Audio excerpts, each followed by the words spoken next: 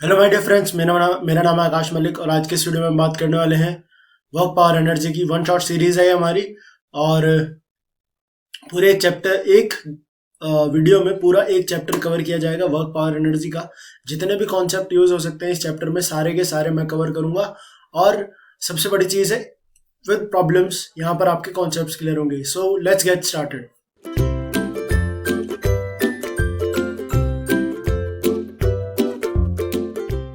So work power energy में सबसे पहले हम बात करते हैं कि वर्क वर्क क्या होता है। कि जो भी आप काम करते हो बेसिकली दैट इज वर्क। तो हम बात करेंगे वर्क डन की। तो वर्क डन जो होता है बेसिकली तीन मेथड होते हैं वर्क डन के निकालने के। तो पहला तो होता है work done bye constant force. दूसरा होता है work done by variable force. और फिर आता है हमारा work done by area under the curve. Area under the curve, ठीक है। तो पहले बात करते हैं हम work done bye constant force. तो हमारे पास लेट से ये एक फोर्स है एफ, जो कि बॉडी पर इस तरीके से अप्लाई कर रही जा रही है। और इसका डिस्प्लेसमेंट कुछ ऐसा आ जाता है। मतलब पहले बॉडी यहाँ थी, इस पर फोर्स लग रही है तो ये बॉडी अब यहाँ आ गई, ठीक है। तो और angle between the force and the displacement is theta. मतलब डिस्प्लेसमेंट वेक्टर आपका ये है और फोर्स वेक्टर आपका ये है। तो ये एंगल आपका थीटा है। तो हमसे बोला गया कि work done by the force is given by this formula F dot S. और अगर एंगल दिया है थीटा तो हम लिख सकते हैं एफ एस कॉस थीटा। बहुत ही इजी सी चीज है, समझ में आ गया होगा। आगे बढ़ते हैं कि work done by variable force. तो वेरिएबल फोर्स वर्क डन कैसे दिया जाता है, इंटीग्रल दिया जाता है F of D X from X one to X two या फिर X two to X one, जो भी लिमिट है वो आप मान लो। तो इस ग्राफ में बात करें तो ये मेरा फोर्स वर्सेस पोजीशन का कर्व है। और इसमें वर्क डन निकाला तो कैसे निकालेंगे, x1 से चलना स्टार्ट किया तो हम मान लेते किसी x डिस्टेंस पर जब वो पहुंचा तो हमने एक dx विड्थ का इनफाइनेटेसिमल स्मॉल स्ट्रिप चूज कर ली, ठीक है। ये हमारा कुछ force as a function of x है, ठीक है। और ये हमारा डी डब्ल्यू कैसे निकल के आ जाएगा, डी डब्ल्यू निकल के आ जाएगा एफ डॉट डी एक्स, ठीक है, एफ एक्स डी एक्स। और फिर इसको इंटीग्रल कर देंगे, सिंपल सी चीज है। चलिए आगे बढ़ते हैं और इस तरीके से हमारा टोटल वर्क डन निकल के आ जाएगा। आगे बढ़ते हैं। तो अभी वर्क डन का जो कॉन्सेप्ट हमने पढ़ा इसको एक क्वेश्चन से समझते हैं। क्वेश्चन क्या है कि मेरे पास एक वेज है और एक ब्लॉक है। और हमें बोला गया है कि इसका रिलेटिव एक्सेलरेशन 0 हो, ठीक है। और इस तरीके से मूव करते हैं। तो then find the work done by normal force which is acting on the block. तो हम लिख सकते हैं अगर रिलेटिव एक्सेलरेशन 0 है तो एक्सेलरेशन अगर इस ब्लॉक का देखा जाए वो जी टेन थीटा के बराबर होगा, ठीक है। और फोर्सेस देख लो, यहां से N M G cos theta, M G sine theta. अगर मैं एक ऐसे लाइन बनाऊं परपेंडिकुलर हॉरिजॉन्टल डायरेक्शन में देखने के लिए तो ये तो हो जाएगा हमारा ये 90 डिग्री माइनस थीटा आएगा, क्योंकि अगर ये थीटा तो ये 90 माइनस थीटा होगा। 90 डिग्री माइनस थीटा, ये 90 माइनस थीटा, तो ये 90 माइनस थीटा। सो मेरे पास आ जाएगा N sine theta is equals to M G का टेन थीटा, ठीक है। आई होप इतनी चीज आपको समझ में आई होगी, बेसिक सी। और यहां से मैं क्या कर सकता हूं कि अब ये N sine theta M G tan theta के बराबर है। तो अब हम इक्वेशन ऑफ मोशन लगा लेते हैं कि डिस्प्लेसमेंट निकालने के लिए। तो U S equals to U T plus half A T square, U zero हो गया, एस कितना हो जाएगा हाफ। एक्सेलरेशन देखो, एक्सेलरेशन है हमारा जी टेन थीटा, जो इस बॉडी का एक्सेलरेशन है। तो एक्सेलरेशन है जी टेन थीटा, मतलब 10 इंटू टेन थीटा 3/4 और टाइम स्क्वायर हो जाएगा 16। इसको कैलकुलेट करोगे ये हो जाएगा 60 मीटर, ठीक। बेसिक सी चीज। अब है कि हमें वर्क डन निकालना है। तो वर्क डन निकलेगा F S, F M N sine theta, ठीक है। और डिस्प्लेसमेंट है हमारा 60, तो ये हो जाएगा M G tan theta into 60।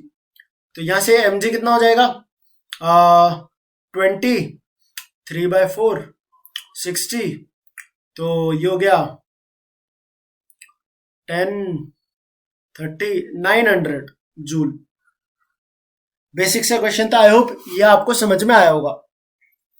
कोई भी कॉन्सेप्ट समझ में नहीं आता है, आप इसको कमेंट में बता देना और मैं इसका सॉल्यूशन आपको दे दूंगा नेक्स्ट वीडियो में।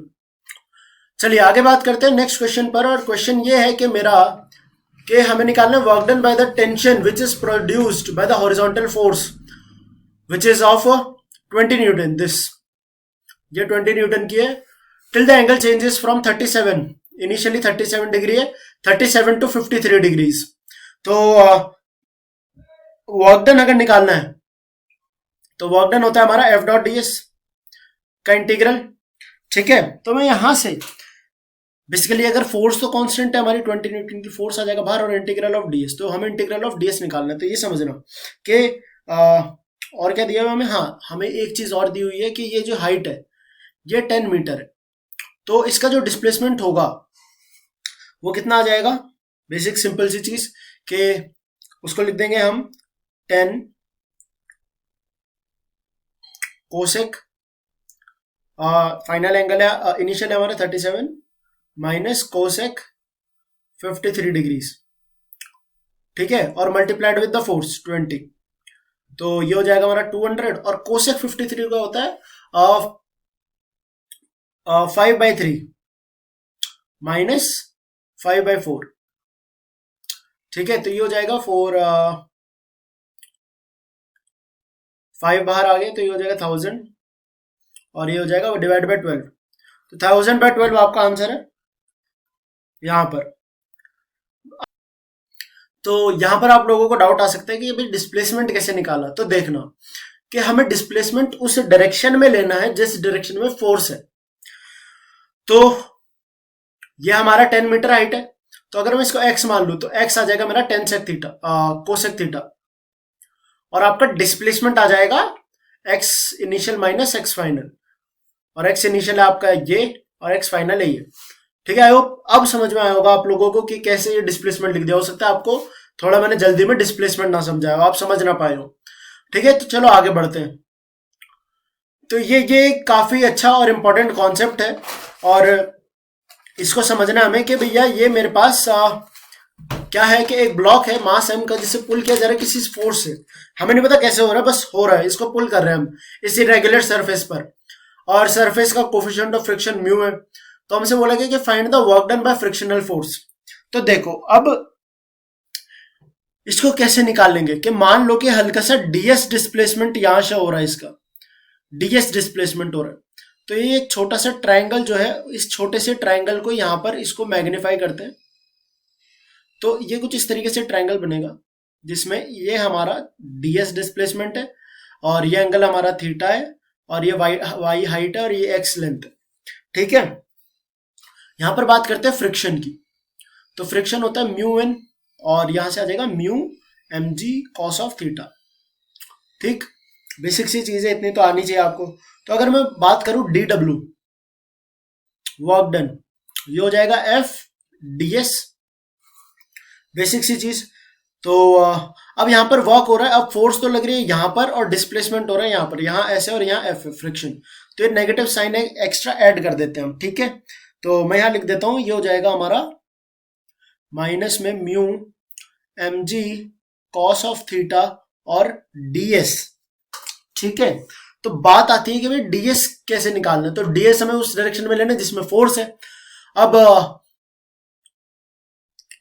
ये हो जाएगा हमारा फोर्स। ठीक, तो डीएस क्या हो जाएगा मेरा, अगर ये मेरा लेंथ जो है डी कॉस थीटा। ठीक, तो यहां से अब ये डी कॉस थीटा क्या है, ये डी कॉस थीटा यही तो है एक्स डीएक्स, ये डीएक्स है, सॉरी डीएक्स डी वाई छोटे डिस्प्लेसमेंट। तो ये हो जाएगा माइनस में mu M G cos of theta DX. ठीक है, अगर आप ये समझ नहीं पा रहे हो डीएस क्या है, तो डीएस है DS cos of theta, D लिख दिया मैंने डीएस कॉस ऑफ थीटा। ठीक है ना, एफ डॉट डीएस, समझ गए बात को। चलो अब ये हो गया वर्क डन। अब मुझे क्या करना है, इंटीग्रेट करना है, तो डी डब्ल्यू क्या हो जाएगा, minus mu M G cos theta, और dx का इंटीग्रल, अब dx तो ये है, ये वाली लेंथ के छोटे छोटे टुकड़े, तो इसका इंटीग्रल तो l हो जाएगा, तो ये हो जाएगा माइनस म्यू एम जी, यहां लिख देता हूं माइनस म्यू एम जी, और ये हो जाएगा l कॉस थीटा, ठीक है, डी डब्ल्यू। आई होप ये कॉन्सेप्ट का क्वेश्चन आपको समझ में आया, नहीं समझ में आया वीडियो को दोबारा देखो तो भी समझ में ना आए, जो डाउट आ रहा है एकदम फ्रीली आप डाउट कमेंट्स में लिख दो और मैं सॉल्व कर दूंगा उसको, फिर नेक्स्ट वीडियो में बता दूंगा। तो हमारे पास एक क्वेश्चन है कि find the work done by the frictional force. ये क्या है, मेरे पास एक ब्लॉक है जो कि सर्कुलर ट्रैक पर रखा है, जिसका रेडियस r है और ब्लॉक का मास है m और v वेलोसिटी से मूव कर रहा है। तो यहां पर अगर फ्रिक्शनल फोर्स देखें तो वो हो जाता है म्यू एन, और n कितनी हो जाएगी हमारी नॉर्मल रिएक्शन फोर्स। आपको आई होप इतनी चीज तो आनी चाहिए, वो आ जाएगा, अगर ये mg नीचे लग रहा है, mg का cos थीटा और mv स्क्वायर बाय r, तो ये हो जाएगा, और यहां पर n।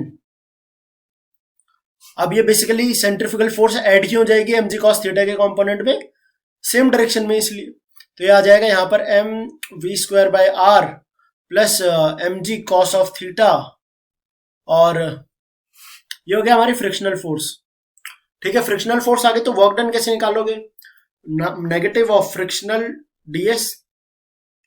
अब क्योंकि हमारा फ्रिक्शन जो है वो हमेशा नेगेटिव वर्क क्यों कर रहा है, क्योंकि भैया डिस्प्लेसमेंट और फ्रिक्शन अलग डायरेक्शन में है, इसलिए तो ये हो जाएगा नेगेटिव। इंटीग्रल में क्या आ जाएगा, फ्रिक्शन फोर्स की value mu M V square by R plus mu M G cos theta, और ds में क्या आ जाएगा मेरा, जैसा कि पिछले क्वेश्चन में था D cos theta irregular surface है, ds कॉस थीटा बेसिकली, और ds कॉस थीटा का इंटीग्रल क्या होगा मेरा, आप अगर ये मेरा कांस्टेंट है, मैं फ्रिक्शनल फोर्स एफ ही लिख देता हूं एक बार। अब integral of ds cos theta को देखो, तो ds के कॉस थीटा जितने भी होंगे वो क्या इस आर्क लेंथ को नहीं बताएंगे, तो ये मेरी आर्क लेंथ जो है यही तो है integral of ds cos theta. ठीक है, तो ये कितना हो जाएगा मेरा, आपको पता कैसे निकालते हैं, pi by 2 into radius, radius into angle R theta, तो ये हो जाएगा मेरा पाई बाई पाई या एफ आर बाई 2, और एफ की वैल्यू आपको मैंने यहां पर लिख के दे दी है। ठीक है, सिंपल सी चीज समझ में, बहुत इजी क्वेश्चन था ये, विद इन सेकेंड सॉल्व होने वाला। आगे बढ़ते हैं, ये एक अच्छा कॉन्सेप्ट है कि भैया स्प्रिंग में कितना वर्क डन होता है। अगर मैं किसी स्प्रिंग को पुल कर रहा हूं किसी फोर्स से, तो उसका work done by the spring force निकालना है। तो देखो कि ये मेरा F4 से खींच रहे हो, तो यहां से लेट अस से ये स्प्रिंग एक्सटेंड होकर के यहां तक आ गई, और अब फोर्स अब भी F लग रही है, ये एक्सटेंशन जो है ये x नॉट है।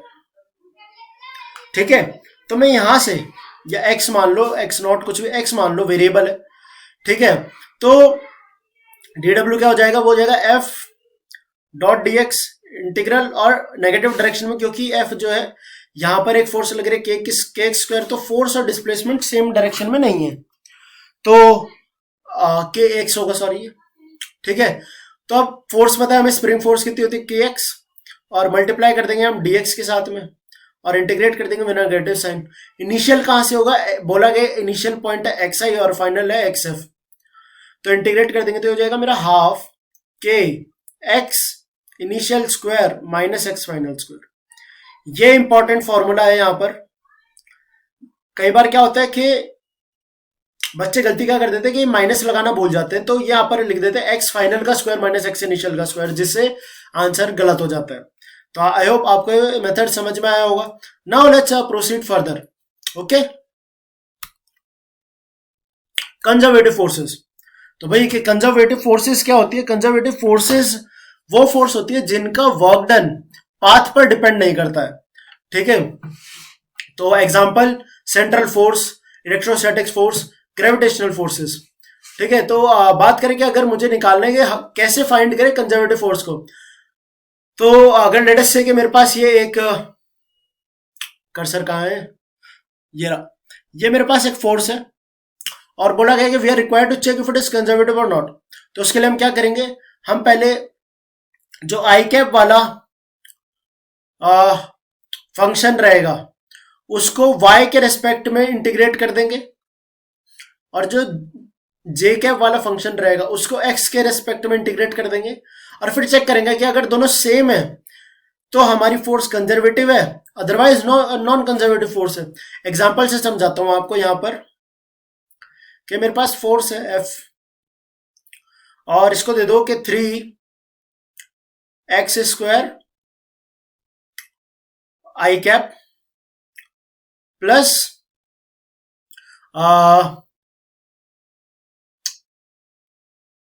6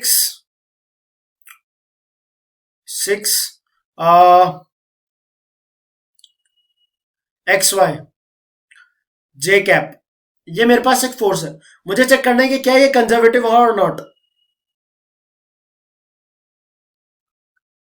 वैसे अगर चेक करा जाए तो कंजर्वेटिव फोर्सेस का मेथड तो ये होता है कि आपका जो ये डेल फंक्शन है ये 0 हो, बट ये बहुत लंबा मेथड हो जाता है, इसलिए मैं इसको सपोर्ट नहीं करता।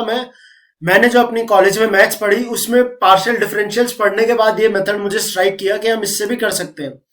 तो अगर फोर्स कंजर्वेटिव है तो अब क्या करना है, ये हमारा ये फंक्शन है, इसको इंटीग्रेट करो विद रेस्पेक्ट टू वाई, तो ये हो जाएगा 3x² और इसको इंटीग्रेट किया तो ये हो जाएगा 6y(x²) जो कि हो जाएगा 3x²y। तो दोनों सेम है, तो इसका मतलब ये फोर्स कंजर्वेटिव है। एग्जांपल समझ गए? अब ऐसे ही क्वेश्चंस आप लोग कर सकते हैं। Now let's proceed further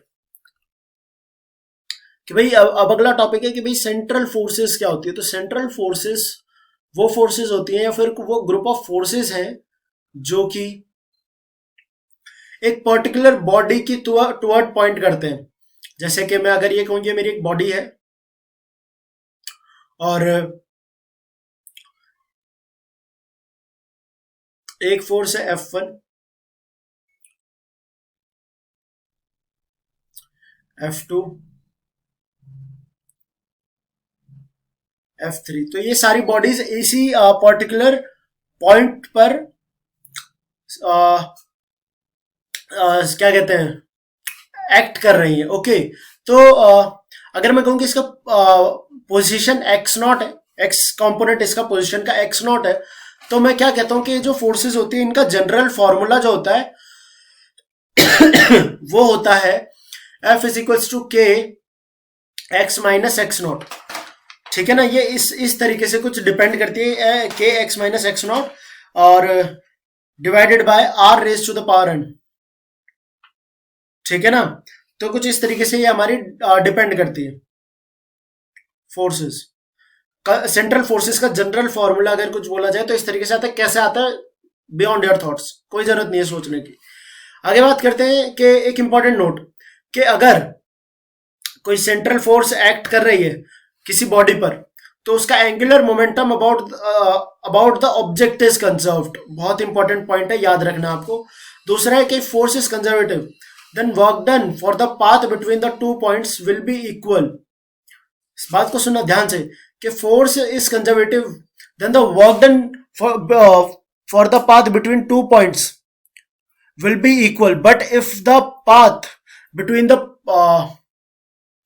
2 points is equal तो फोर्स कंजर्व हो सकती है, नहीं हो सकती, ये कंपलसरी नहीं है। मतलब समझो कि अगर मेरी कोई फोर्स है कंजर्वेटिव तो ये मेरा कहाँ गया कर्सर, ये रहा, ये एक बॉडी है, ये एक पॉइंट है ए, एक पॉइंट है बी, तो एक पाथ है ये, इसके अबाउट वर्क डन W1 है, ये स्ट्रेट पाथ है, इसके अलावा W2 और इसके अलावा इस पाथ से W3। तो अगर कंजर्वेटिव फोर्स से वर्क डन हो रहा है तो F1 W1 W2 W3 equal होंगे।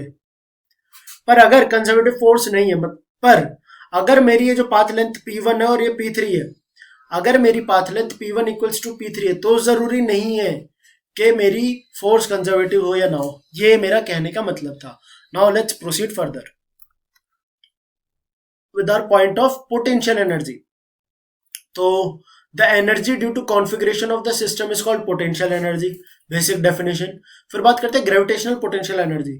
तो ये होता है हमारा work done by an external agent against gravitational force to bring a mass from infinity to a particular point without changing kinetic energy is called gravitational potential energy.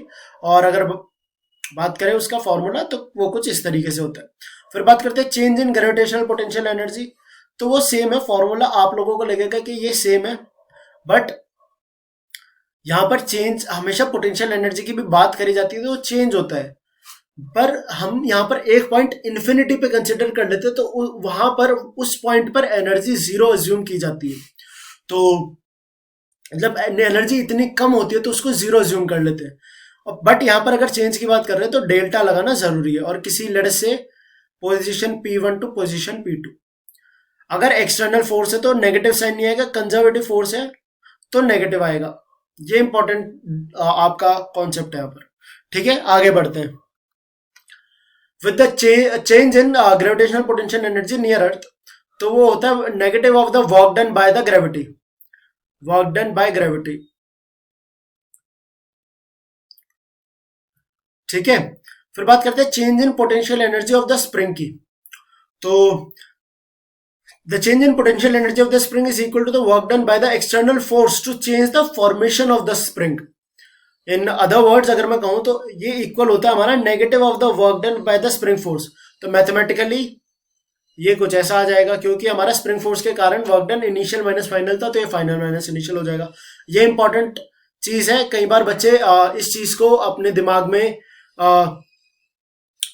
एक क्या कहते हैं कंफ्यूजन बना लेते हैं कि वर्क डन जो है वो फाइनल माइनस इनिशियल होना चाहिए और चेंज इन एनर्जी उसका नेगेटिव होता है। तो ऐसा ना करें, फॉर्मूला ध्यान से पढ़ें और डेफिनेशन को याद रखें। आगे बढ़ते हैं। Will now study the work energy theorem. तो बेसिकली ये जो वर्क एनर्जी थ्योरम है हमारी, ये क्या कहती है कि the principle of work and kinetic energy, also known as work as an energy theorem, states that the work done by the sum of all forces acting on the particle equals the change in kinetic energy of the party। मतलब work done by all forces is equals to delta Ke। इस तरीके से आपको याद रखना।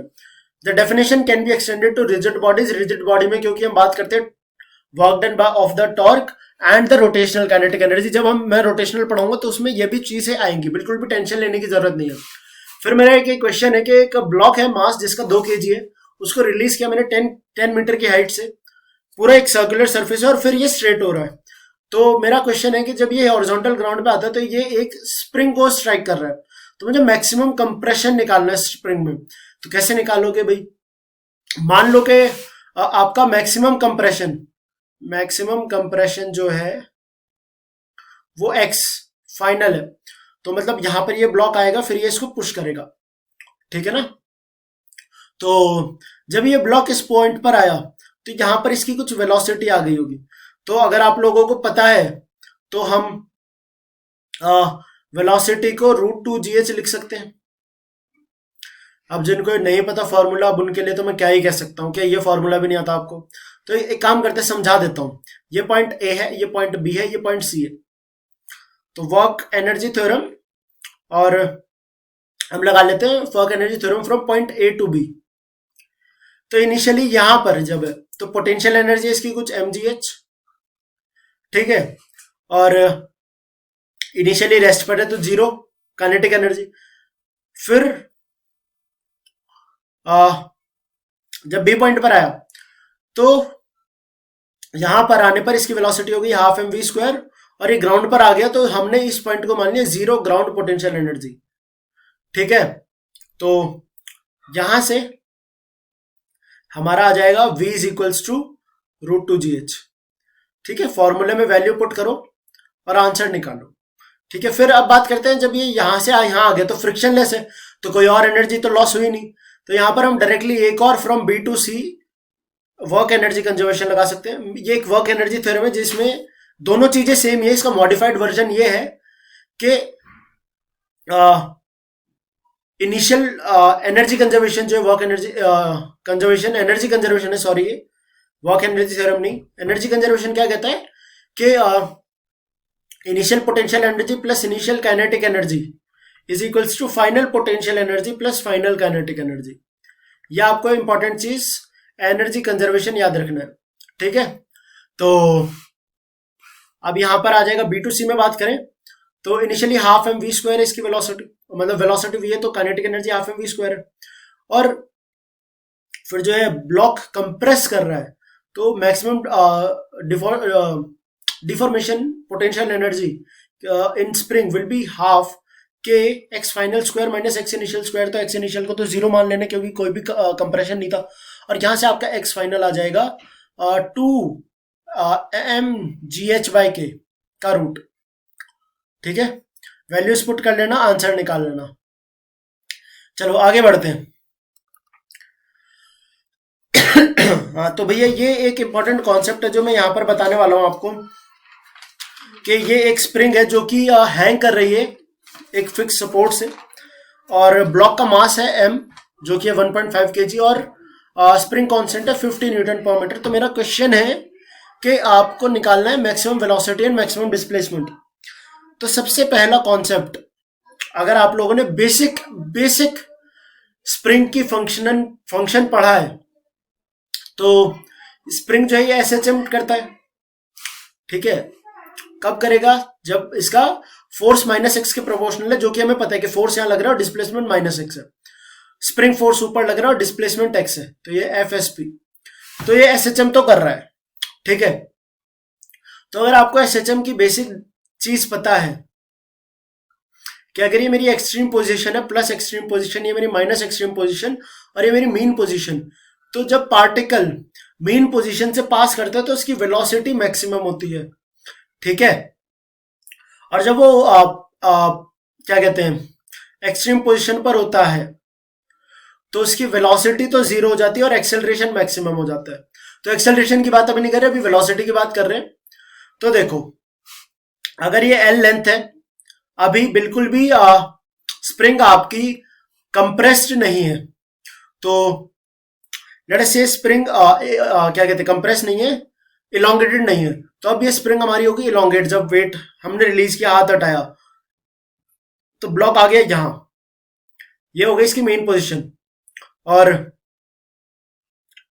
एक और important चीज कि मेन पोजीशन अगर ये डिस्टेंस x मान लूं, ठीक है, तो हमें पता है कि मेन पोजीशन पर यहां पर एक्सेलरेशन जीरो होता है, मतलब फोर्स जीरो हो जाती है, फोर्सेस बैलेंस हो जाते हैं यहां पर मेन पोजीशन पर। तो इस पर दो फोर्स लग रहे हैं इस टाइम पर, एक mg और एक ऊपर लग रहा है kx, ठीक है। तो हम क्या कह सकते हैं कि kx जो है वो mg के बराबर होगा, क्योंकि मेन पोजीशन पर नेट फोर्स जीरो हो जाती है, तो बैलेंस हो रही है फोर्स। तो यहां से मेरे पास x आ जाता है mg/k, ठीक है। बेसिक सी चीज समझ में आ गया होगा। फिर बात करते हैं मैक्सिमम डिस्प्लेसमेंट का। तो अब जितना ये एक इसकी एक्सट्रीम पोजीशन है, नेगेटिव एक्सट्रीम पोजीशन, ये मेन पोजीशन, तो जितना ये प्लस एक्सट्रीम पोजीशन, तो जितना डिस्टेंस एक एक्सट्रीम पोजीशन से मेन पोजीशन के बीच में उतने तो दूसरा होगा, तो ये भी x ही होगा। तो इसकी टोटल डिस्प्लेसमेंट x मैक्स जो है वो कितना हो जाता है 2x, तो हो जाता है 2mg/k। तो ये आप अगर इस कॉन्सेप्ट से क्वेश्चन को सॉल्व करेंगे तो बहुत ही इजीली सॉल्व कर पाएंगे इस टाइप के कॉन्सेप्ट को सॉल्व करना। बात करनी है मैक्सिमम वेलोसिटी की, तो मैक्सिमम वेलोसिटी के लिए क्या करेंगे हम, एनर्जी कंजर्वेशन लगा देंगे from minus extreme position to mean position, ठीक है, क्योंकि यहां पर ही मैक्सिमम वेलोसिटी आ रही है। तो यहां पर तो आपका पोटेंशियल एनर्जी जीरो है स्प्रिंग का, और वेलोसिटी भी जीरो है। फिर बात करते हैं जब ये x इलांगेट हो गया इतना x, तो इस पर एनर्जी कितनी आ गई इसकी, हाफ kx², और इसकी वेलोसिटी जो है ये नेगेटिव हाफ kx² आएगा। और इसकी जो पोटेंशियल वो है वोडल से कि काइनेटिक एनर्जी है वो हो जाएगा हाफ m vmax²। तो यहां से मेरे पास vmax का जो वैल्यू आ जाता है वो आ जाता है kx²/m, और x की वैल्यू 2mg/k है, तो मैं यहां पर x की वैल्यू पुट करके और कैलकुलेट कर लूंगा। तो यह आपका काम है कि कैलकुलेट कैसे करना, मेरा काम था कॉन्सेप्ट समझाना, जो कि मैंने बहुत अच्छे से समझा दिया है। आगे बात करते हैं। Types of equilibrium. तो भाई जब मैंने कहा था कि मैं एनएलएम पढ़ा रहा था, तो मैंने कहा था कि मैं आपको types of equilibrium work power energy में कराऊंगा, जो कि मैं, और आप समझ सकते हो कि अगर मैंने कुछ कहा है कि मैं कोई चीज बाद में कराऊंगा, तो मैं बाद में उसे कराता भी हूँ। तो टाइप्स ऑफ इक्विलिब्रियम की बात करें तो हमारे पास है कि दो तीन टाइप के इक्विलिब्रियम होते हैं, स्टेबल, अनस्टेबल, न्यूट्रल। पिछली बार आपको डेफिनेशन बता दी थी। अब बात करते हैं कि एनर्जी के उसमें का रेस्पेक्ट में क्या होता है। तो देखो, स्टेबल इक्विलिब्रियम क्या होता है कि position of the equilibrium where particle have a tendency to regain its position when it is displaced from mean position. तो मैथमेटिकल कंडीशन जो है वो है D F by D R अगर greater than zero, less than zero है, या फिर D U by D R, ये हमारी पोटेंशियल एनर्जी है। ठीक है, डेरिवेशन पे नहीं जा रहे, डेरिवेशन हम करेंगे जब हम थरली पूरा एक, जब सीरीज हमारी 11th की चलेगी उसमें बताऊंगा। अनस्टेबल इक्विलिब्रियम जिसमें टेंडेंसी है मूव अवे हो जाने की, मतलब फिर वापस ना आने की टेंडेंसी हो, तो तब हमारा मैथमेटिकल कंडीशन उसकी जस्ट अपोजिट हो जाएगी स्टेबल इक्विलिब्रियम से। और न्यूट्रल इक्विलिब्रियम जिसमें कोई टेंडेंसी ना हो मूव करने की, फिर it stage where it is placed. Mathematical condition for such type of equilibrium is zero, दोनों चीज जीरो हो जाए या एक भी जीरो हो जाए तो भी। चलो आगे बात करते हैं कि भाई ये मैंने एक आपको सिंपल डायग्राम समझाया है कि स्टेबल अनस्टेबल समझाओ, कि अगर मैं इस ए ब्लॉक को या तो आगे कर दूं हल्का सा या पीछे कर दूं, तो ये ब्लॉक, ये बॉल जो है ये वापस नहीं आएगा, ये यहाँ से मूव कर जाएगा। या अगर इसकी इनिशियल पोजीशन है तो ये अपनी इनिशियल पोजीशन पे वापस नहीं आएगा। बॉल बॉल बी की बात करें तो अगर मैं यहाँ तक लेके जाऊँ और यहाँ से छोड़ दूं तो ये वापस अपनी पोजीशन पे आ रहा है, यहाँ ले जाऊं तो यहाँ से छोड़ दूं फिर वापस आ रहा है, तो ये अपनी इनिशियल पोजीशन पर आ रहा है। तो हमारा बॉल बी जो है वो स्टेबल इक्विलिब्रियम में, बॉल ए जो है वो अनस्टेबल इक्विलिब्रियम में है। तो अगर मेरा ब्लॉक सी है, बॉल सी है, इसको मैं थोड़ा सा आगे मूव कर दूं तो ये बॉल यहाँ आ जाएगी, ठीक है, फिर यहाँ पड़ी रहेगी। फिर मैं इसको मूव करके यहां ले आऊं तो फिर क्या होगा, फिर ये यहां रुक जाएगी। तो हम कह सकते हैं कि बॉल सी हमारे न्यूट्रल इक्विलिब्रियम में। तो आई होप आपको इक्विलिब्रियम का कॉन्सेप्ट अच्छे से समझ में आया होगा। अब बात करते हैं पावर की। तो पावर क्या है, rate of change of work.